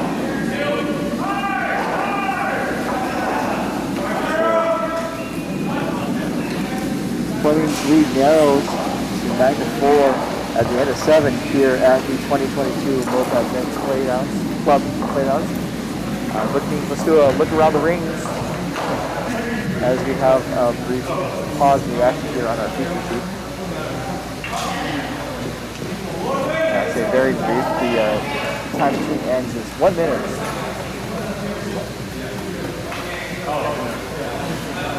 On sheet D, it looks like the game between Raju and Tage is almost finished with their second end. On sheet A, the game between LeClaire and Dangler.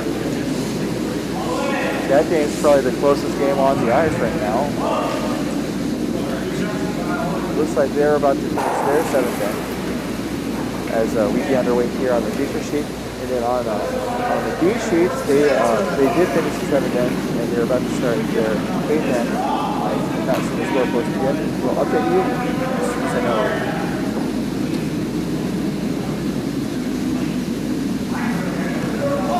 For Mendoza, it looks like they put up a corner-ish guard on the right side. And Fleming was to be playing the other side of the team, the left side, or looking to change the shot for that. We'll draw around.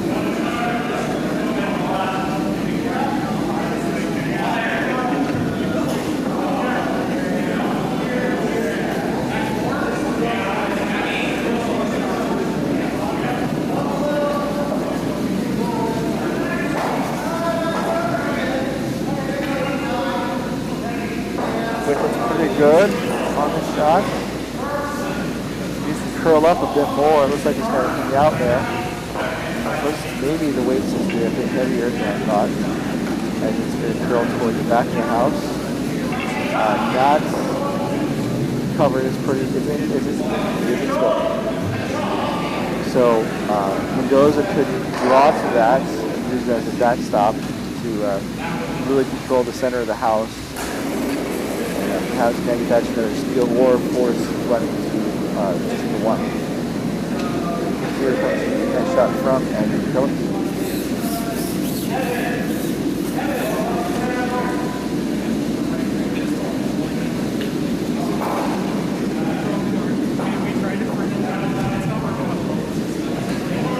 This one looks like it's a tight corner guard on the other side.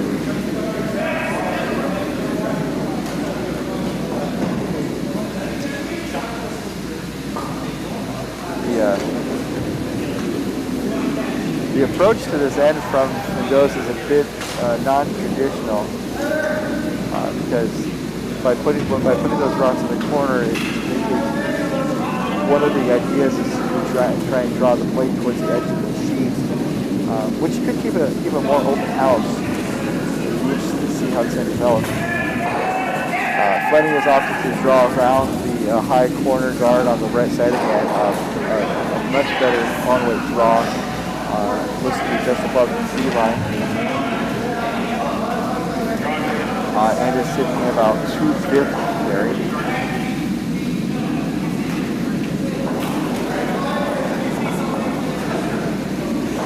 So it looks like Mendoza and Boa are going to try to draw.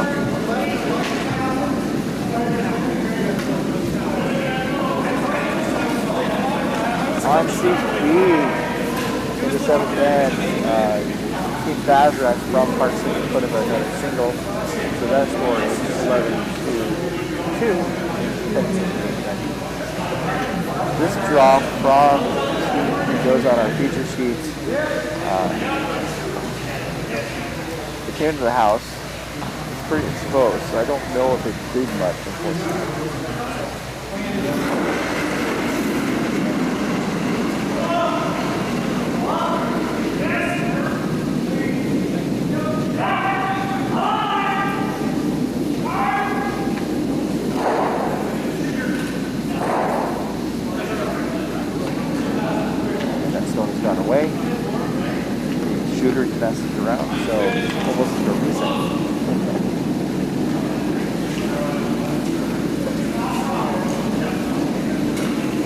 looks like Mendoza wants those guards.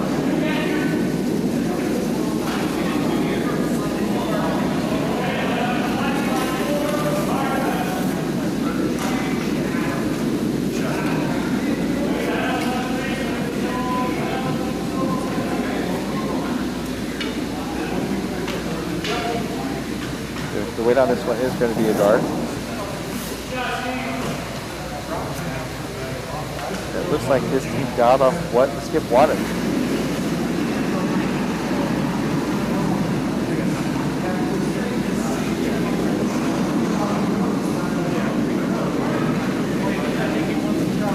Fleming wants front of the house again.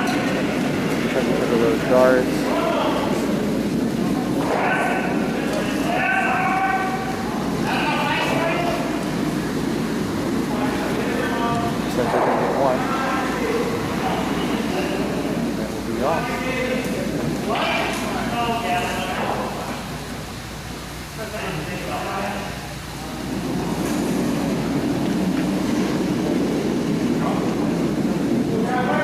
Now it appears Mendoza wanted to draw in.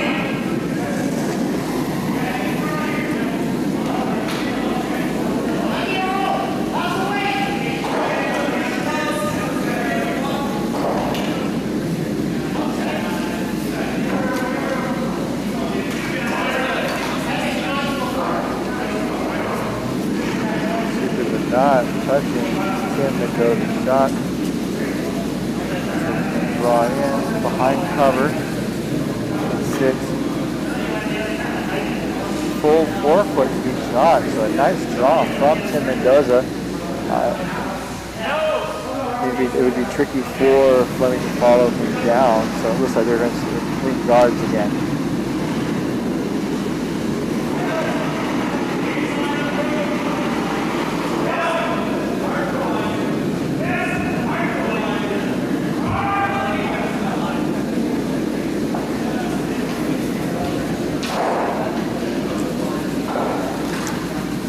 Guard is gone.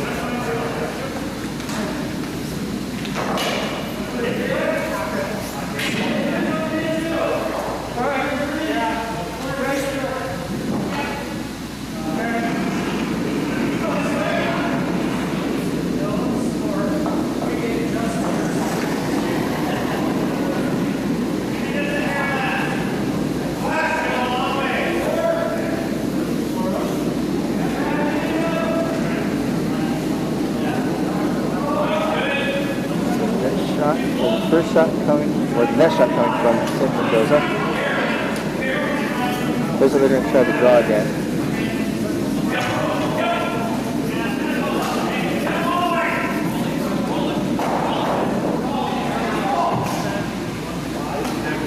Looks pretty good. They're sitting sitting first and second shot right now.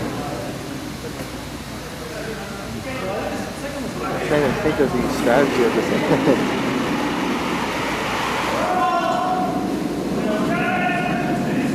But in this case, Team Fleming wants those rocks gone. There's game 1. Actually, they cleared out their rocks more than they got rid of the reds. They hit the red onto the yellows and pushed the yellows out of the players further away. So now it's now very clearly red sitting the first and second shot, and then Team Fleming's yellow as the third.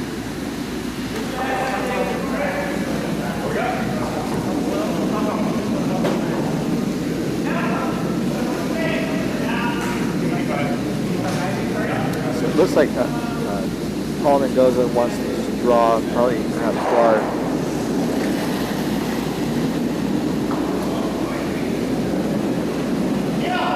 This is his first 2 scoop stones here without hammer in page end.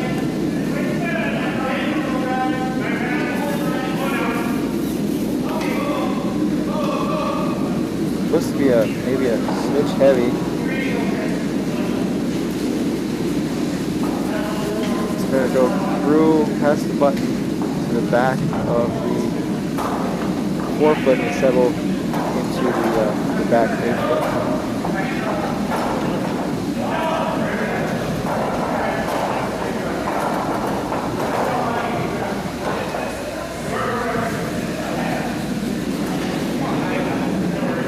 for Team Fleming. This is probably the biggest jam they've been in this game, arguably. But it looks like they might have a plan. And the Mendoza stones aren't in bad places for Fleming to take advantage of. It looks like they just want to make a play on those yellow, those red Mendoza stones in the back.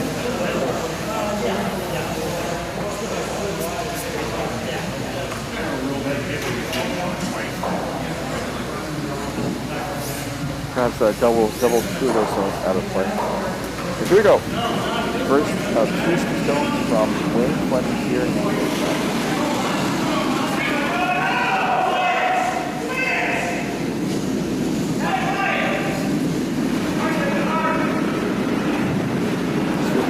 Going.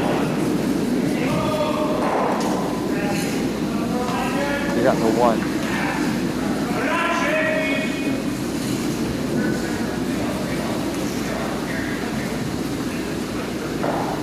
So now Mendoza's sitting first and second. Well, playing his third shot. It looks like Mendoza's just going to put a rock in the top of the house just to make it super hard for Fleming to draw to get a one in this end.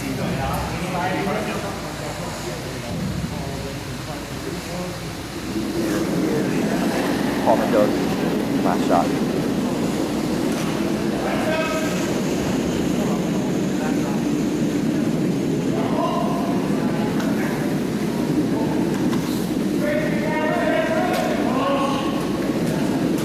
Going, Gamboa and Coach.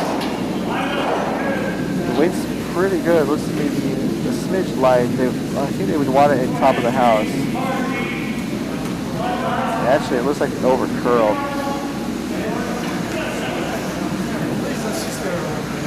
So they're sitting first, second, and fourth shot now. Double checking on the overhead camera.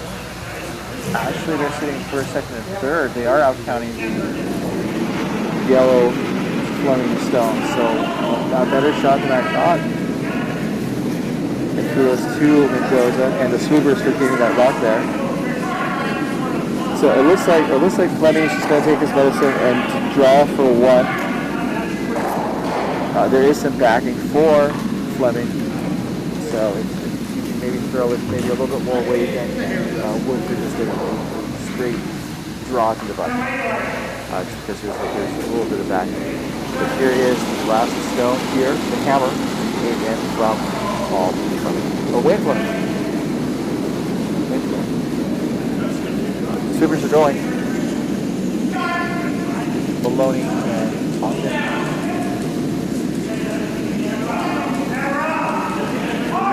They need to be fully on the button. It looks like they have it. What a great draw from Wayne Fleming to get a point out of that end. He went back to his lead. It is now 10-4. Fleming over Mendoza as we head into the 10th end. We'll be back in just a moment as 2022 MoPac Managers Club Playdowns from Coyotes Curling here just outside of Phoenix.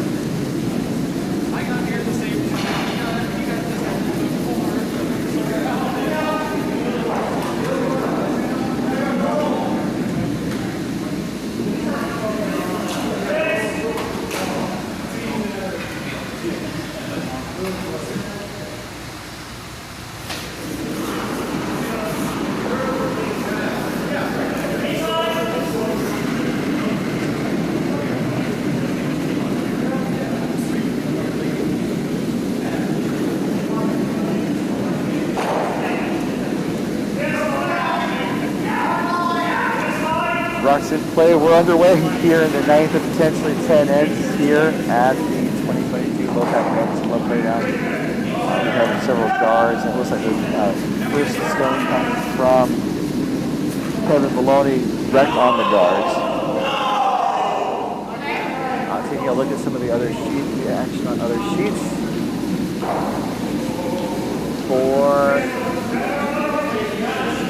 sheet A, it looks like they just wrapped up. They did an update there for the same between Claire and Stigler. On sheet B, we are usually the 9th end. We'll give an update to the score. Sheet D, they're about halfway through the 8th end. So then back to our feature sheet. It looks like Mendoza tried to draw around, and then Fleming was able to draw around the corner guards. He's now sitting 2 in the top of the house here, about halfway through to 9th end.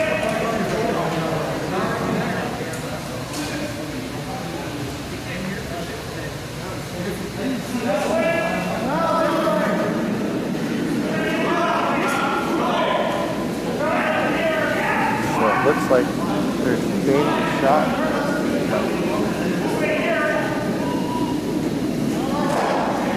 Perhaps to draw around. They don't have to hammer this on. And so they're probably looking to, maybe take the shot as hard as possible for all the guards out of the end. Looks like they're going to perhaps draw guard at the front of the house.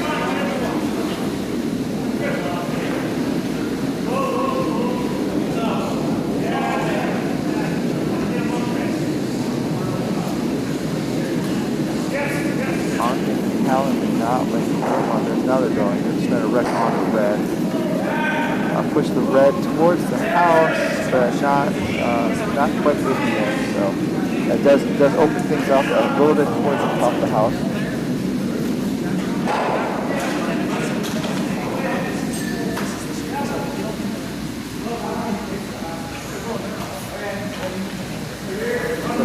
Eyes go for a score. As the next shot is underway from Mendoza.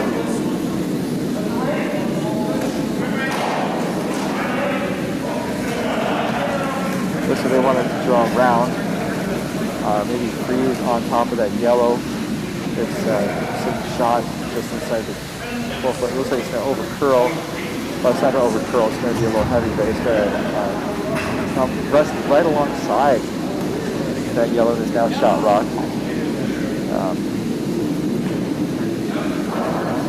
Given the angle, it might be a little tricky for some to shoot out, but we're going to try it right now.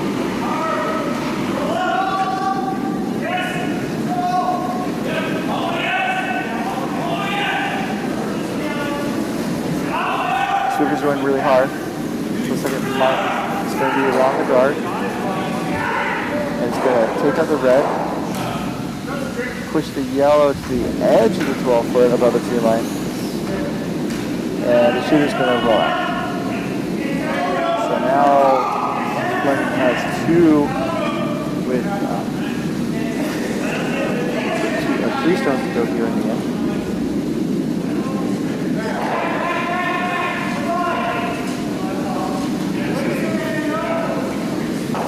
First shot from third Team Mendoza. Looks like it's going to overcurl and maybe get off. Nope, good. Right next to that center guard.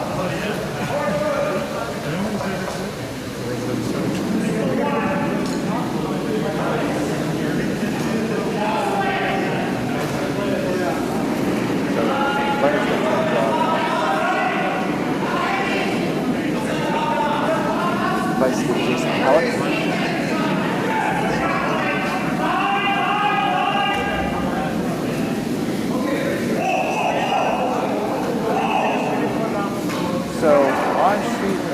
game between LeClaire and Spangler. LeClaire, Coyotes, Spangler, one outside Sacramento. Here is that LeClaire has gotten back to this game to score 3 and 8, now 5 4. So that game just got a little bit more scintillating. Shoot B.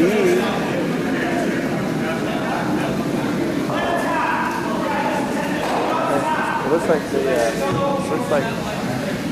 Team Fleming and Coyotes put up singles. The score was 9-12-2.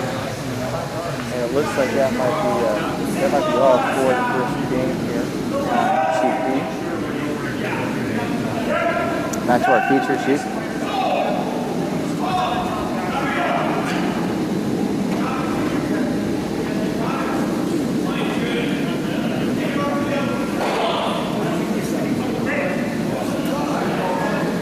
So our feature sheet here is that Team Fleming is going to go for his draw.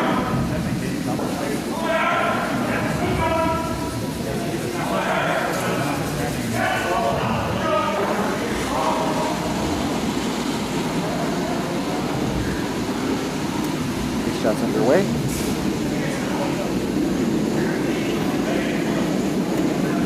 Maloney and Ogden are sweeping. Looks like they just want to fight the top of the house again. Looks like it's going to go a little deep for what they wanted.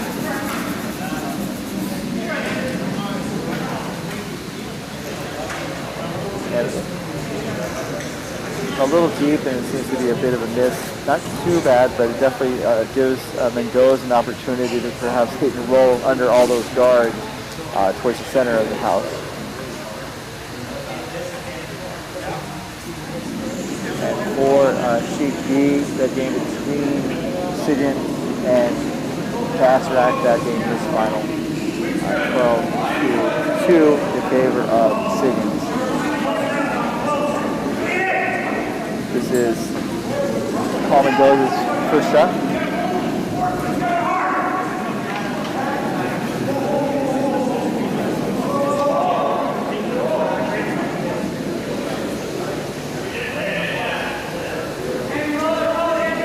Weight's pretty good. He's a hit and roll, but it looks like he's going to hit on the hit and roll towards the left side. Well, undercover and it's sitting shot rock.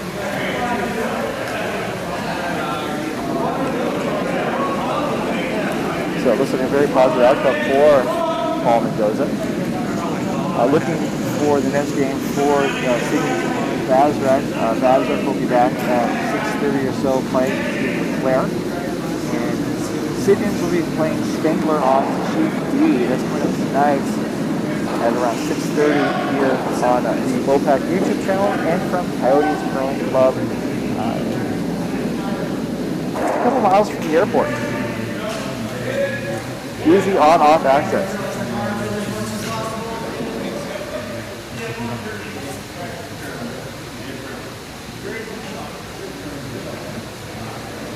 So, it looks like Fleming will try and draw around those center guards for his line.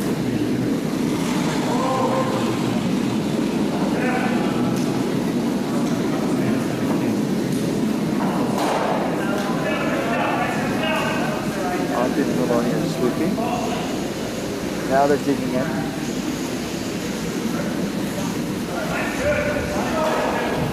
Looks like it could be a smidge heavy. No, the weight's really good. Line's good.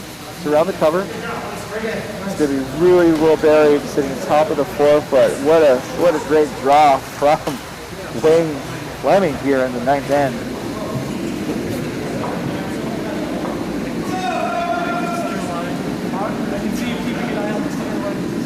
Now it looks like Mendoza, this is his last with the hammer.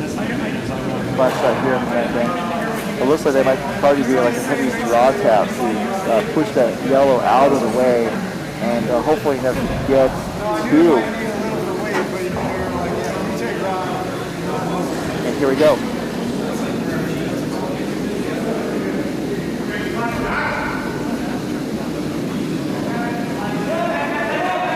Gamble is sweeping.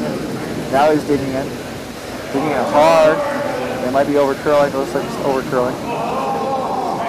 It just hits the center guard and it will sail out of the house. So it's going to be a steal of 1 for Fleming, and it is handshakes on sheet C as Team Fleming from Coyotes Curling Club takes an 11-4 victory over Team Mendoza from Hollywood Curling out of Los Angeles. And another update on sheet D, it was handshakes between Team Raju and Team Tate. Team Tate hailing out of Coyotes, Team Raju from Lake Tahoe after curling. And it looks like to the 8th end, it was another point for Team Tate. So the final on that sheet was 9-1 in favor of Tate. And then it looks like the other game in action is going to probably go the distance. It's a 1-point game on sheet A between Team LeClaire and Team Spangler. We will have to leave it there, though.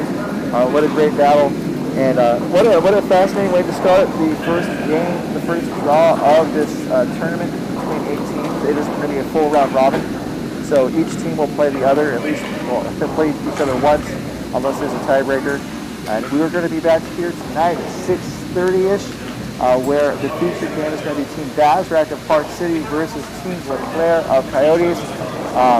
But for now, the first game was Team Fleming 11, Team Mendoza 4.